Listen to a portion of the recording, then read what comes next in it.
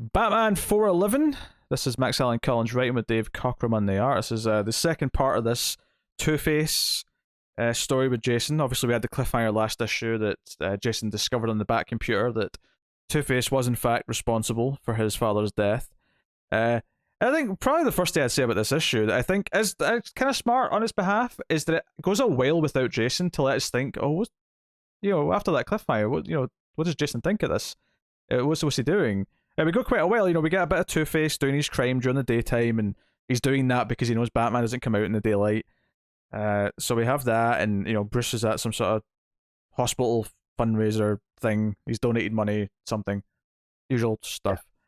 But he hears about this. He goes to see Gordon as Batman, and there's a lot of this. It's only page 6, but there's a few scenes. There's a few scenes before it finally gets to where's Jason?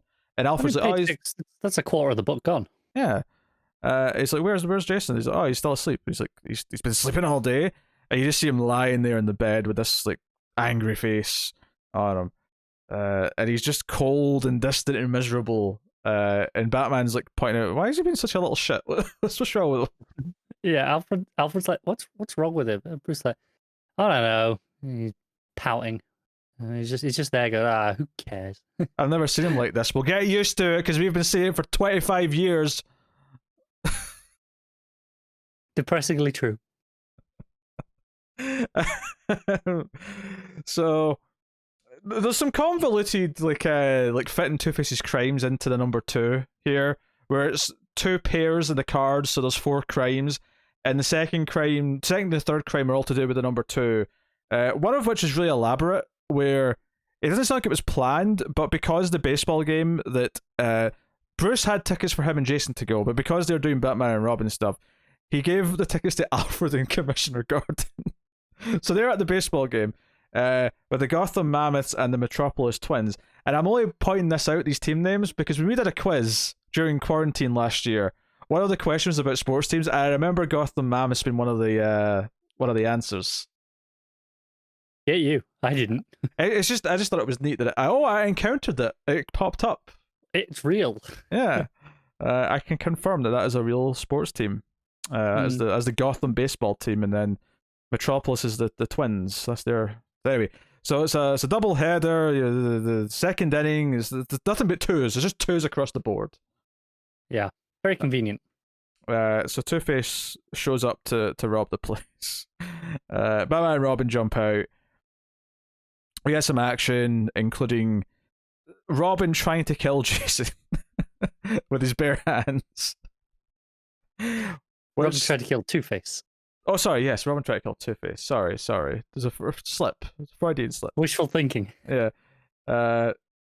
Which leads to a fun chase. Two-Face runs into the baseball stadium and onto the field. Batman chases him out there. So there's ducking and diving the baseball players. Baseball bats get involved. And there is one goofy element here that feels a little bit silly, which is... Where he does the slide across the base. Yeah, well, Two-Face basically says... since I'm here, this has been kind of a boyhood dream. So he runs to second base. Not a home run. Most people have the dream. Most kids who love baseball dream of hitting a home run. Two-Face, though, he wants to get a stand-up double. I think he probably would have liked the whole thing, but he's like, Batman's here. I think technically the ladder from the helicopter that he's trying to run to is in that general direction. So he has been a little bit... there is, and also second base, it's Two-Face. Well, yeah, that's what I'm saying. I think he's going out of his way a little bit to actually run the diamond, but at least the exit that he's going for is beyond that second base, as opposed to doing a whole lap and then having to run back up. No, I get it, but I do think that the reality is it's on brand for him to go with the number 2. It's a bit on the silly side. It is. I do like there's the baseball player there with hands on his hips, just watching it. Like, what is going on here? He doesn't understand. Yeah. So Jason, after they get home, finally kind of reveals why he's mad. Because Batman's mad at him. Batman's like, "Hey, you blew it back there. You tried to kill Two-Face, and then he got away, and all that training down the toilet, and then." We have to trust each other, and that sets Jason off. And Jason's like, "No, trust. You're what to talk," and then brings up all the dad and murder stuff. All the tears in his eyes for like 2 or 3 panels. Yeah, yeah. So, and if I have a complaint about the issue, it's really just how quickly this is kind of resolved. Batman basically just gives him a little pep talk, and then that's kind of it. They go and deal with Two Face. That and on a craft level, we just spoke about Detective Comics where the storytelling was pretty high quality in terms of the art and the craft of it. Whereas this here in this conversation, you literally have a point where it has to just point you in an arrow to the next panel so you know where to read. Yeah, I mean, I'm happy they did that rather than not, given what they had on the page. Yeah, I wouldn't have gone down there. Yeah. Not with where the speech bubble is in the corner out of the way. It doesn't catch your eye. You go across the top because of where those panels line up. But I feel like maybe if they were aware they should have had an arrow like that, they probably should have laid it out better in the first place. And I'm assuming this was editorial, going, this doesn't read well. We have to just slap this on after.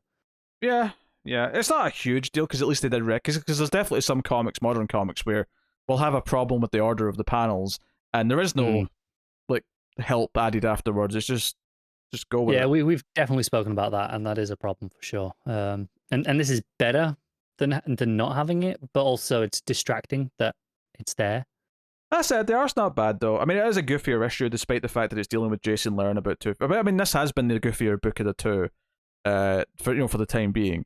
All down to the fact where Two-Face goes back to their casino from last issue to try and rip it off, because that's how it becomes a two, because he's done the same one twice. The logic's a bit convoluted.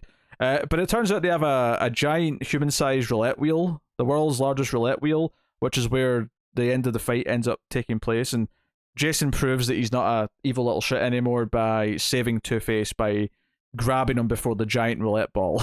I love that, Two-Face runs onto it. Not that there's anywhere to go. Like this is his escape route. Not ideal. Mm-hmm. And as Batman's chasing him, he's like the guy, right, turn it on. And then he's like, shit, didn't think about that giant ball. Yeah. like that's not the whole point of a roulette wheel. It makes Batman look a bit of a stupid idiot just so we can have this moment. I mean, it is a fun moment, don't get me wrong. Like, I did enjoy the sequence just in a pure silly spectacle kind of way.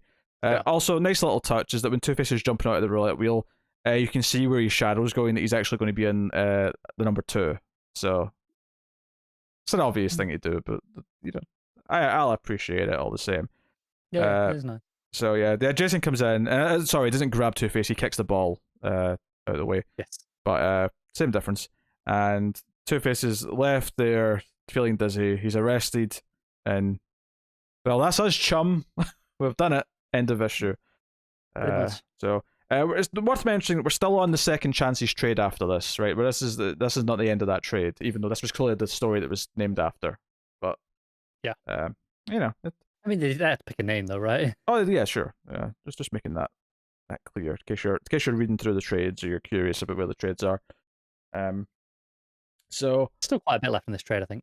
Yeah, I think it's just a case of a batch of issues before the next Cape Crusader picks up, or maybe it's just more relevant.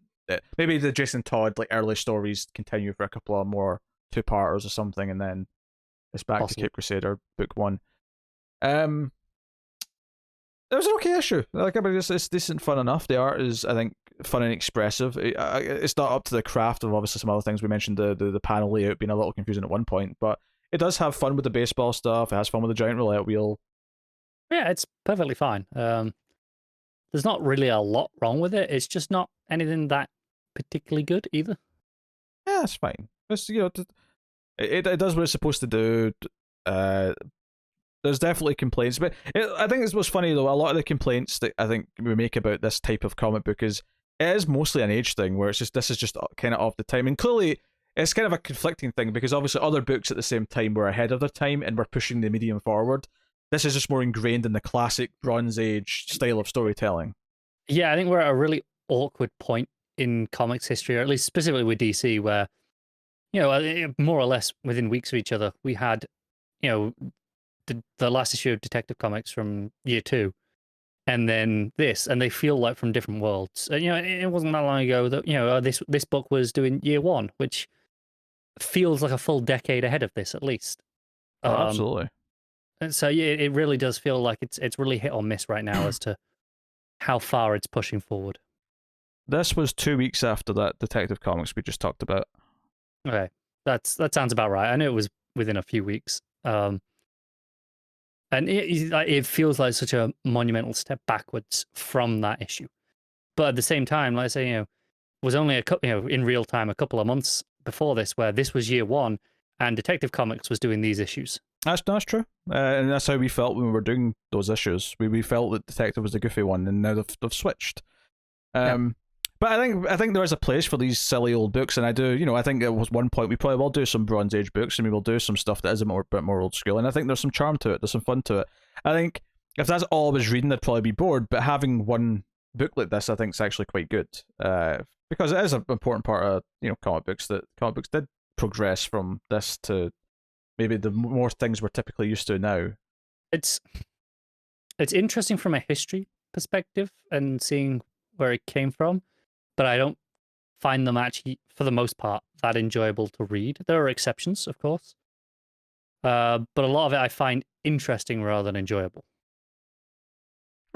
Well, we can have interesting reads there. It's fine. We'll see. Those are interesting reads. I look at Connor being the party pooper as always. What a shock. I'm sorry. Was you couldn't even finish a nice little Wonder Woman run. Nice, my ass. So yeah, if anyone curious, this Batman issue did come out on the 9th of June, 1987. I don't know if it's, maybe I should tell you the dates for these old Batman issues just for the fun of the timeline, but I do have them all written down, so I can tell you. Good for you. So we're on June 1987 with the post-crisis Batman. All right, what are you giving Batman 411? I'm gonna give it a 6. It's fine. Yeah, I'll be nice with you. 7. That's good. That's good. Good for you, but a good classic issue.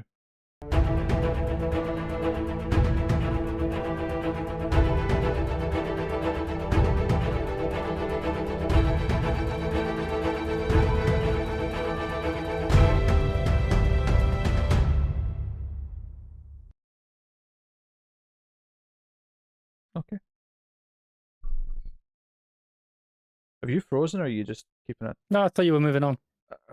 Sometimes it's hard to tell. You're so devoid of life. No winning with you.